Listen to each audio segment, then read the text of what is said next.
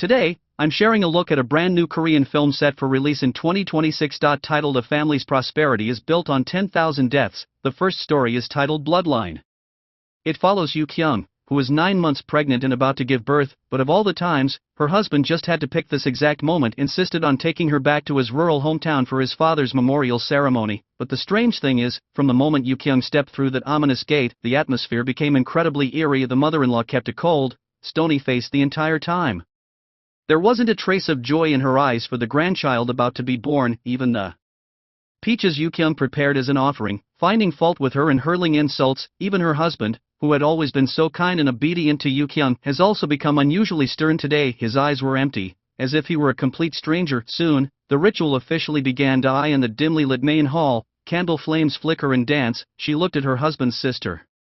Even though Yoo Kyung was heavily pregnant, but she could only struggle to bend down and kneel with them. But as it turns out, that was just the beginning. Her husband then pulls out a yellowed sacrificial text from his robes and begins to recite it aloud for all to hear. His tone was sinister and eerie, and the cadence of his voice carried a palpable, evil energy. What's even stranger, according to the strict hierarchy of seniority and precedence within Korean clans, normally, the eulogy should be read by the eldest uncle in the family, but now, the one presiding over the ritual is her husband, a junior in the family. After the long and eerie ritual text was finally recited, then, as one, the crowd kneeled and bowed once more. Left with no other choice, all Yoo Kyung could do was grit her teeth and squat down again and again. This mechanical, back-and-forth ordeal, the physical strain left her, who was about to give birth, utterly exhausted and drenched in sweat. Throughout the entire ordeal, not a single person in her husband's family showed the slightest concern for Yoo Kyung. Yoo Kyung was startled later, when the sister-in-law went into the inner room to serve wine. Then, the mother-in-law beside her suddenly spoke up, saying that Yoo Kyung was a lot like her. That Yoo Kyung reminded her of herself, because they were the only outsiders in this family. These words left Yoo Kyung utterly bewildered, but that wasn't all the mother-in-law had to say. Because they're both the same.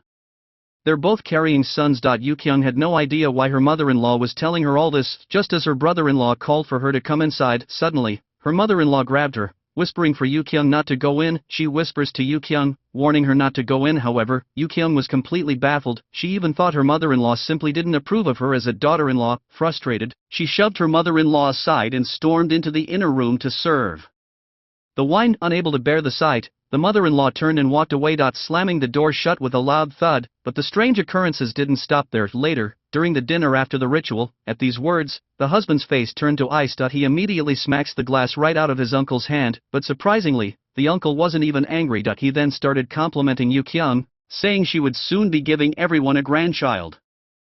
And that Yoo Kyung will be giving everyone a grandchild soon. As the conversation went on, the uncle even brought up the significance of the ritual. Then, the uncle went on to explain the significance of the ritual. It's not enough to just put your heart into it, you need a powerful conviction, believing that your deceased loved ones are always by your side. These words left Yoo Kyung utterly bewildered.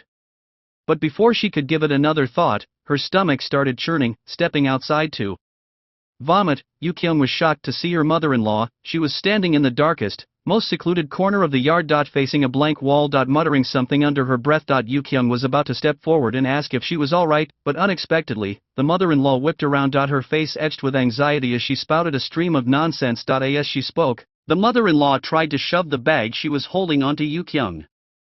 Unexpectedly, the sound of the argument drew the husband over, but without a word of explanation, and slapped his mother to the ground. He roughly grabs Yoo Kyung and starts to drag her away. His expression was cold, utterly devoid of any warmth. As if his mother and Yoo Kyung were nothing to him. Yoo Kyung couldn't believe what had just happened. Even if the mother-in-law is in the wrong, you can't disrespect your elders like that, and on top of that, how could her husband treat her like this?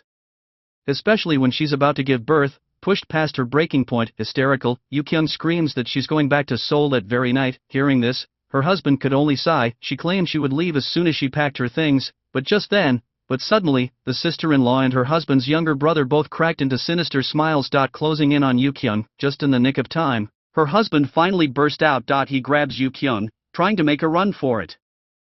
But to their horror, the main door wouldn't budge. As the three of them approach from behind, laughing maniacally, but to her surprise, Yoo Kyung pushed the door open with ease, and just like that, the husband dropped the act, his face twisted into a cold, sinister mask. And at this very moment, the horrifying and bizarre ritual finally began. It turns out, this family was planning to use the little life growing inside Yoo Kyung's womb to resurrect their deceased father, holding a peach. The husband speaks to Yukyung with a sinister tone. In the past, people believed that peaches could ward off evil spirits, but on the other hand, it was also believed that peaches could grant eternal life. As he spoke, the husband tossed the peach directly behind the folding screen. Behind it, the coffin of her deceased father was placed. The next moment, the peach that was thrown in rots instantly. And was thrown right back out. Horrified, Yu Jiang struggles desperately to break free.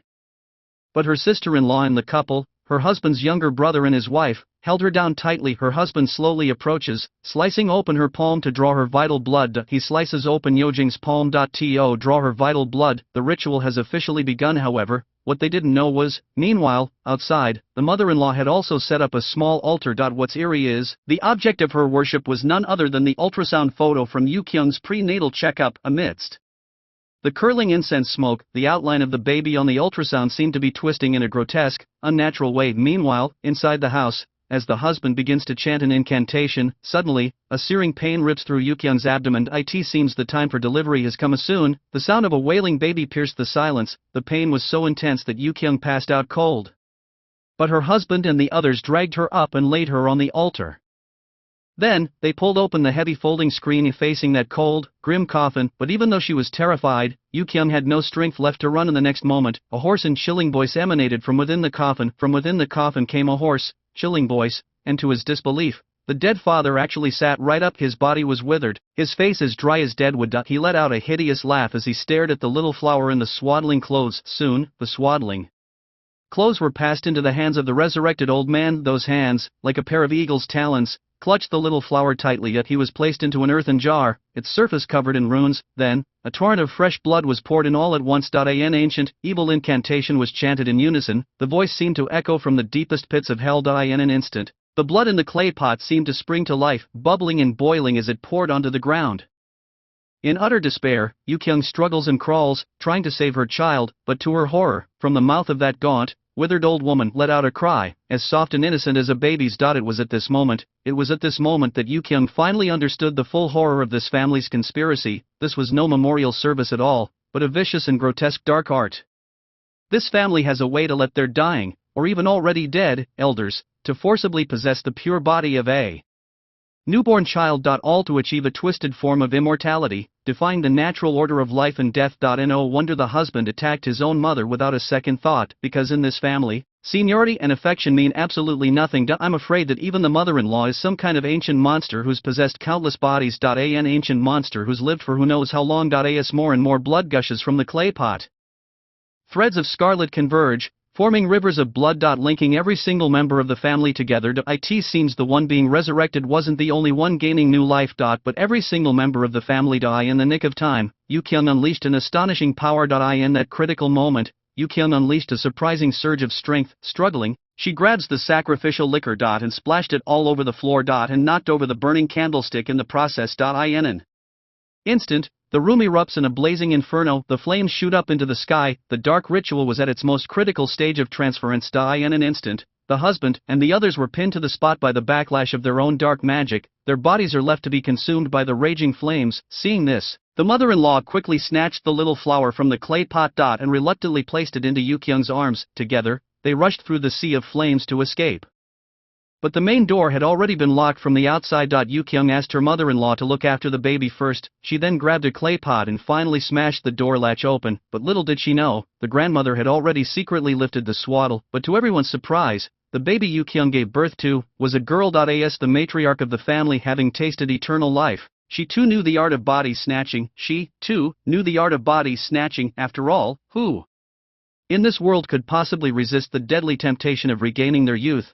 But she couldn't bear to make another mistake. To Yukyung's utter shock, the mother-in-law took her own life with the blade.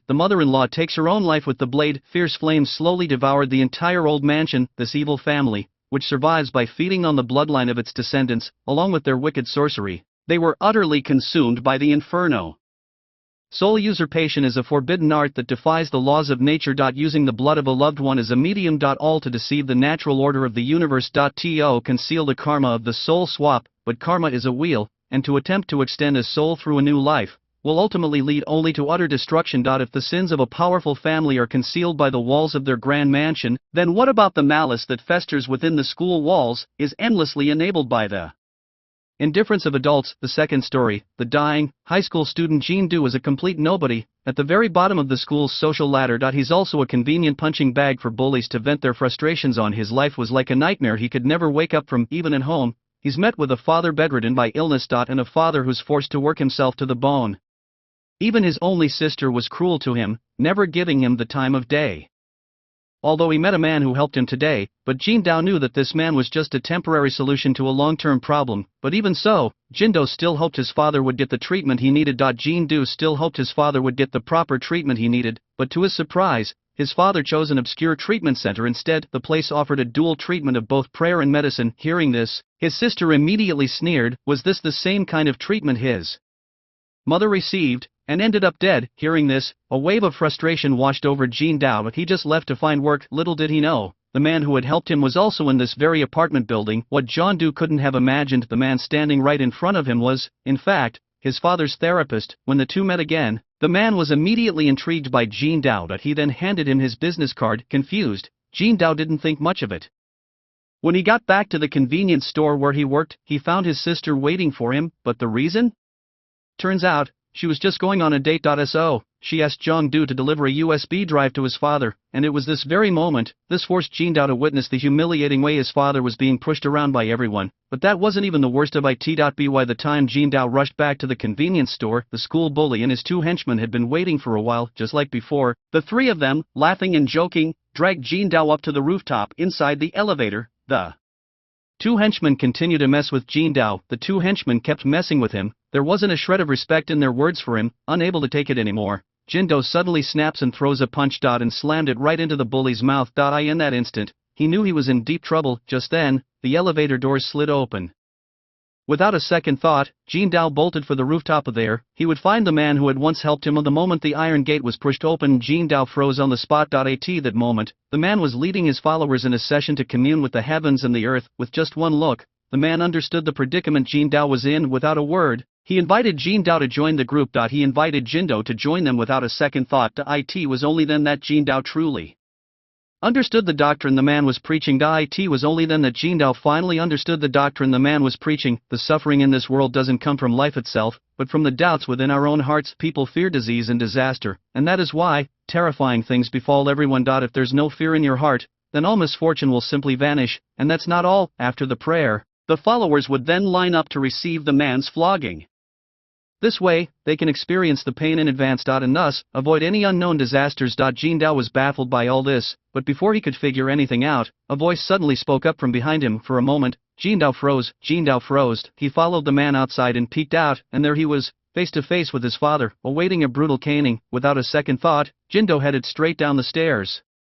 And just as he expected, the trio of school bullies had been lying in wait for a long time. Jean Du was immediately tackled to the ground, taking a flurry of punches and kicks, but he didn't see the girl standing beside the bullies. Who turned out to be his own sister. Meanwhile, the man had already finished administering the caning. She rushes in once again to save him, but instead, Jean Du grabbed a broom. And swung it straight at the back of the man's head, and this was only the beginning.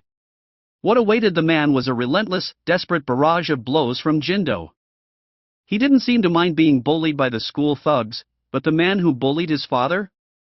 He hated him to the bone. He kept beating the man until he collapsed in a pool of his own blood. Only then did Jean Du drop the broom in his hand. Meanwhile, the school bullies who had tormented him were long gone, scared out of their wits. The third story, Jean's reversal. Today was just not Nan's day. She was supposed to meet with a single mother named Jean to show her an apartment, but it turned out, Nan was stood up. After waiting all day, she was just about to head home, but her car broke down in the middle of nowhere. Just as Nan was at a loss for what to do, just then, a girl with a limp happened to be driving by. She gets out of her car and offers to help fix it. Luckily, the girl's husband happened to be a car mechanic. At first, Nan was wary, but then she realized no rescue team would be coming at this hour. So, she had no choice but to accept the girl's offer of help. As soon as she popped the hood, the girl spotted the problem. It's probably just a dead battery, and as it turns out, the girl happened to have a power source in her car. A few minutes later, the girl had it all sorted out. Hearing this, Nan's mood instantly lifted. She invited the girl into her car, and they started chatting. Turns out, the girl was also there to look at a property.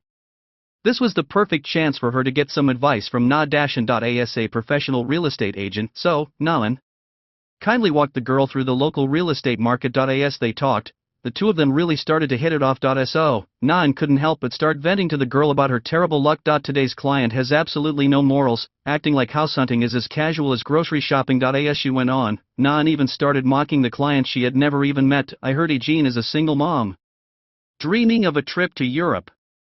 Little does she know, she can't even afford to buy a property in the middle of nowhere, and she's still dreaming of traveling to Europe. It's just a fool's dream, completely absurd. Hearing this, the girl's interest was immediately piqued. She immediately started looking up round-trip flights to Europe. As Nan spoke, she got more and more carried away, and so, the conversation turned to her own son and daughter. Her son, who has some intellectual disabilities, has always needed her care, but the good news is, her daughter is married and expecting a baby, and that she was about to become a grandmother. As they were talking, Nan asked the girl about her profession. So, Nan asked the girl what she did for a living. To her surprise, the woman turned out to be a children's book author. She's currently working on a story about a little dinosaur who sets off from the South Pole to find its mom. Hearing this, Nan was completely baffled. Nan was completely baffled.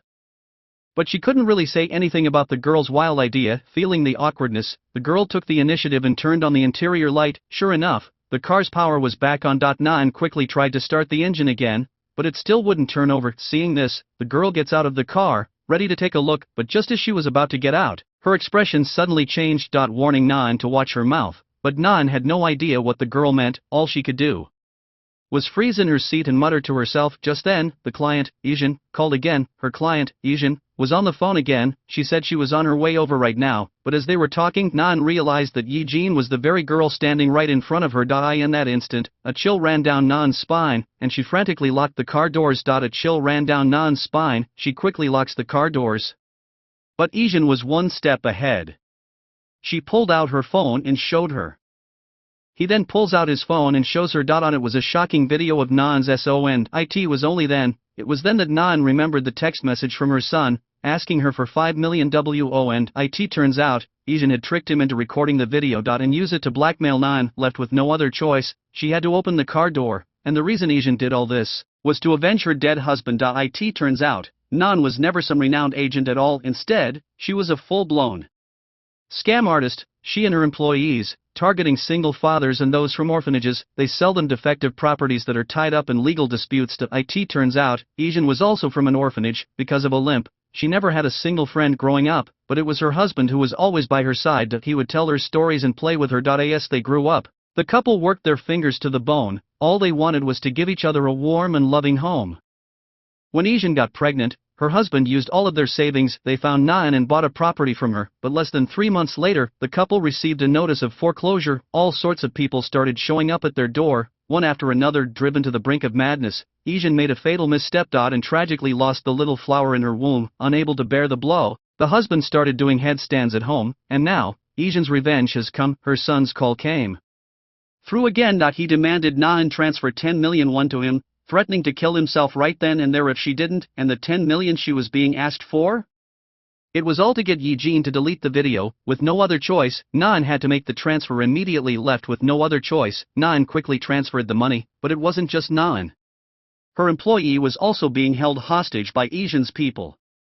It turns out, the man was also a victim of the scam run by Nan and her partner. He tied up the employee tightly holding a sharp knife. He forced her to sit in front of the camera. Now, Nan was left with two choices. The first option is to return the 1 billion won she scammed from Jean and the other man. The second was for Nan to turn herself in to the police.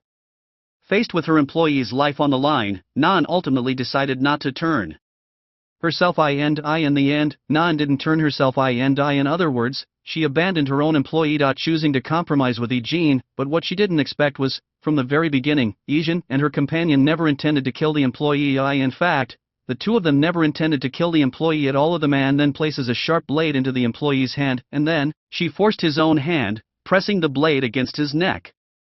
And just like that, the employee became a murderer caught on camera. Faced with such a cold-blooded and heartless Nan, Jean was left speechless. She picked up her handiwork and walked straight out of the car, but Jean had already anticipated this outcome, and so, the video of Nan's son was released all over the internet. Not only that, Jean had also recorded their entire conversation. And she had recorded their entire conversation. She's going to send this evidence to Nan's daughter.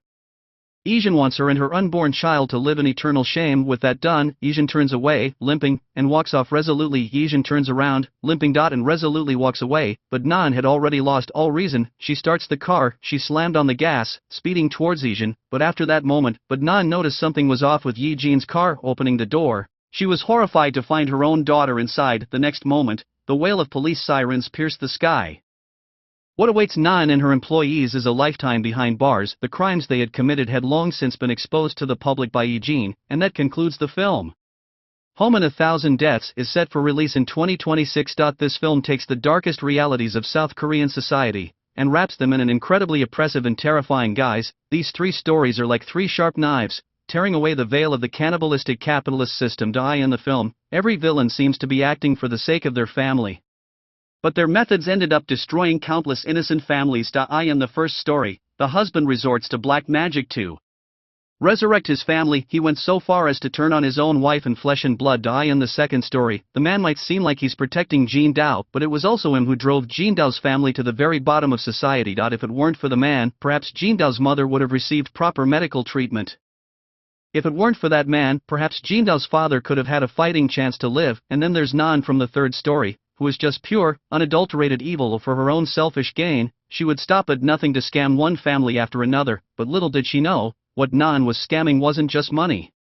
But Nan wasn't just scamming them out of their money, but the very future and hope of everyone who's fighting for their life. So, what do you guys think of this latest Korean film? Feel free to share your thoughts in the comments below.